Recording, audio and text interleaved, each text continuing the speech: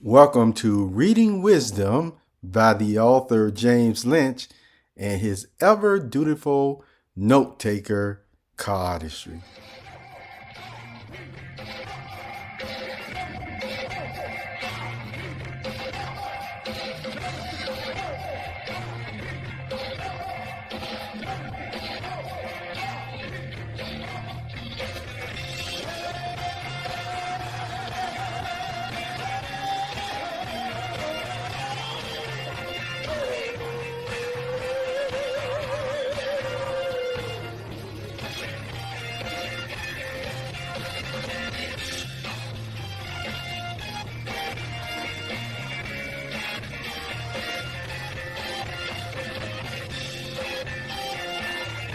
Hello, perceptive readers. Welcome to this Reading Wisdom.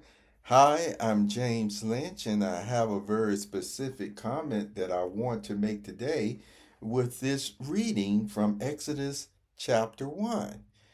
In my opening comments, I want to share with you that if you have any comments or questions, and I'm going to say official or serious comments or questions that you want me to hear, receive, and even respond, then just go to my buymeacoffee.com/James Poeartistry.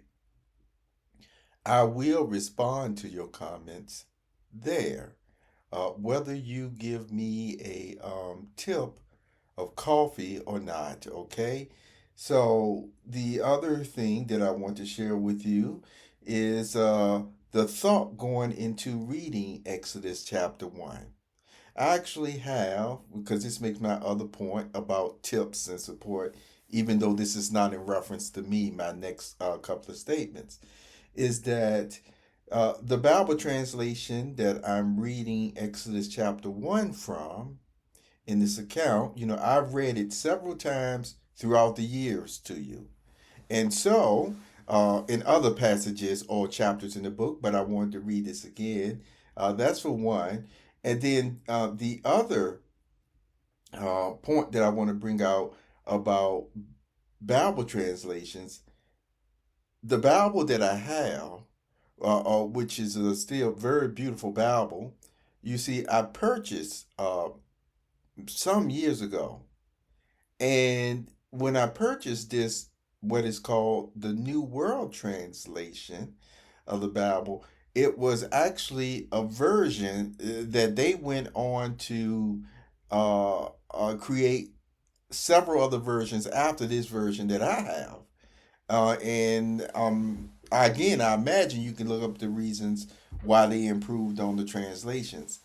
All I can just tell you is this. You know how certain things have a very special meaning to you? And even if there were some typos or the way that some people don't speak anymore or what have you, you see, the point is it's still in the language that I was able to understand God, understand His name, and everything of that nature. So I still end up saying, for things that stay in your library or what have you, it's history all the same. And we read history whether enlightenment came about or not in a lot of areas and a lot of books, the classics and things of that nature.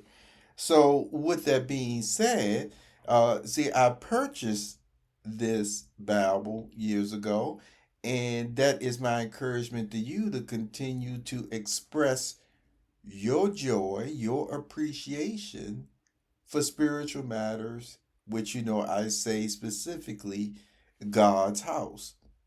Giving donations when you have the opportunity. You may have very special reasons why you like to do that.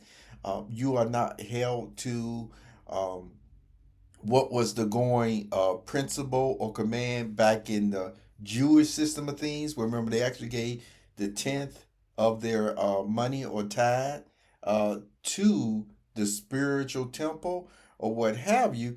But just think about this. Think about this.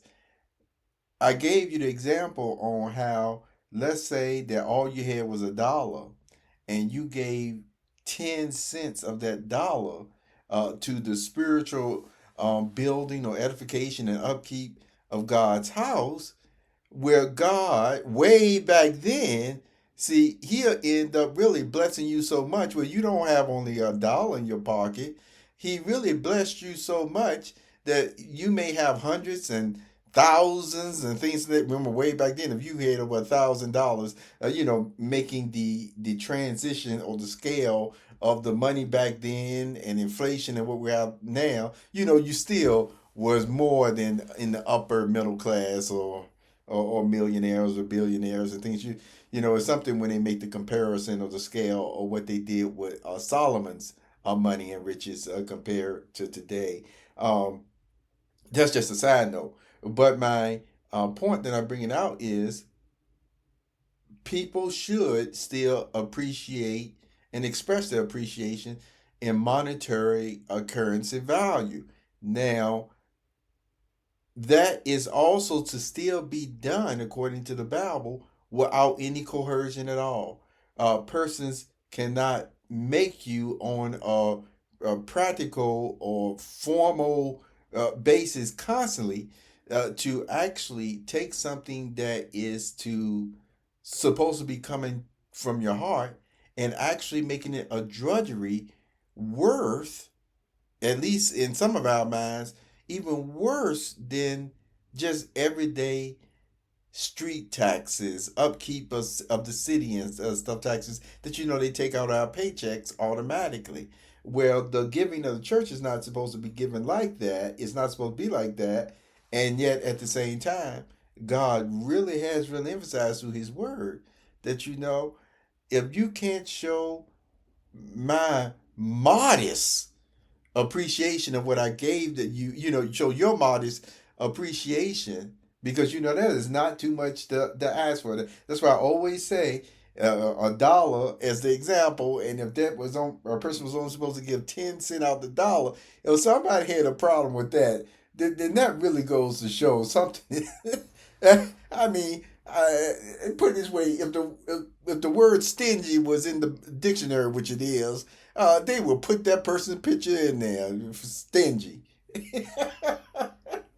Anyway, so that's what I want to mention about one. If anything I read, whether you got questions, or even if some person will say that made me upset about this reading or that reading, or what have you, and you just want to sound off or still have an official serious question, then I will respond at the buymeacoffee.com/James Poeartistry.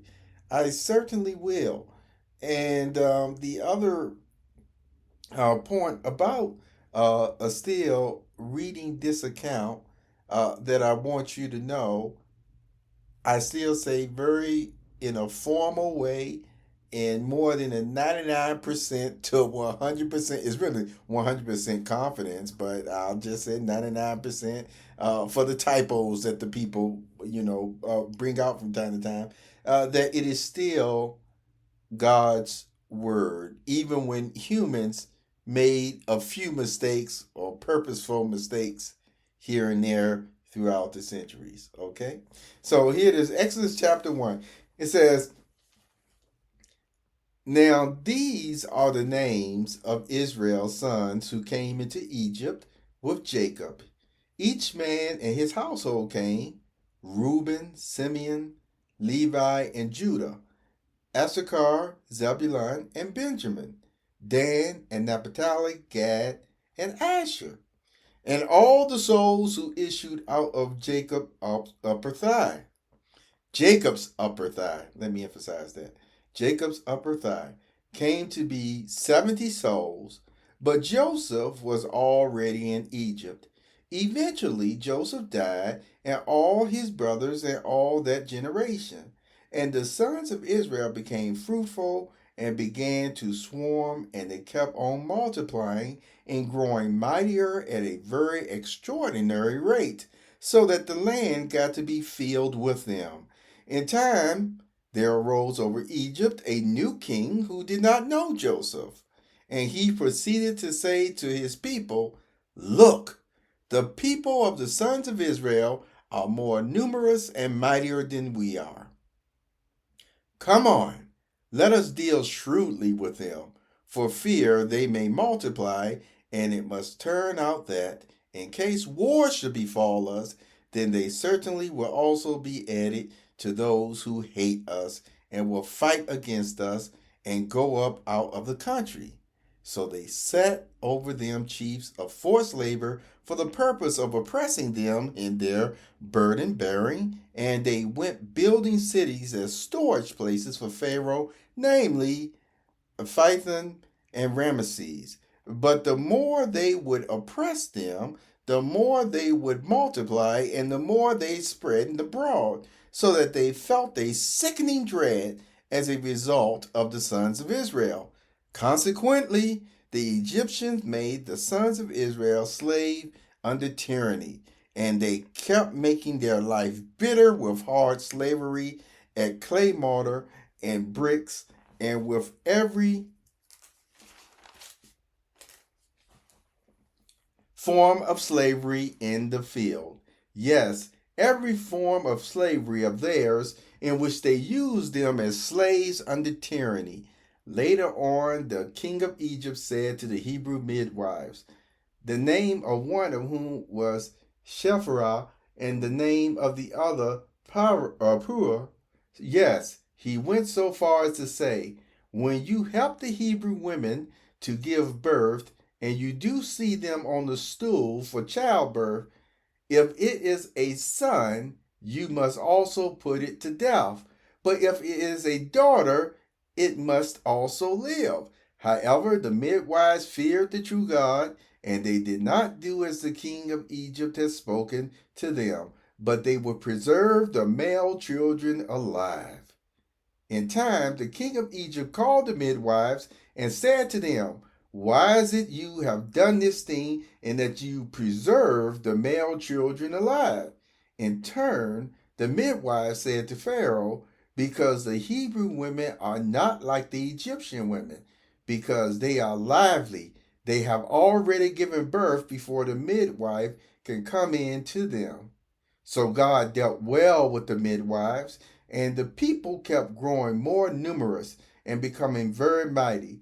And it came about that because the midwives had feared the true God, he later presented them with families. Finally, Pharaoh commanded all his people, saying, every newborn son you are to throw into the river Nile, but every daughter you are to preserve alive. Have a wonderful day, Perceptive Reader.